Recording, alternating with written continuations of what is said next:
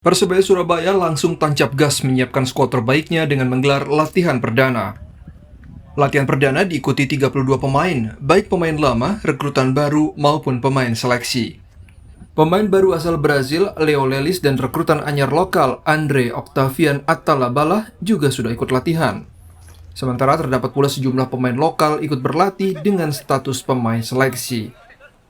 Menurut pelatih Persebaya Surabaya, Aji Santoso, latihan perdana hanya untuk perkenalan dan pemulihan kondisi fisik. Selama sepekan, tim pelatih hanya memberikan latihan ringan sehari 2 kali.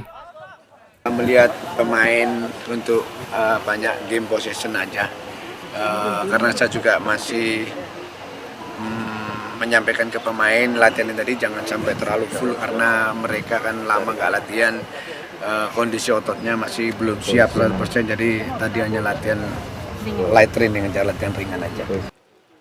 Dalam latihan perdana, 2 pemain, Alwi Slamet dan M. Hidayat, masih absen karena urusan keluarga.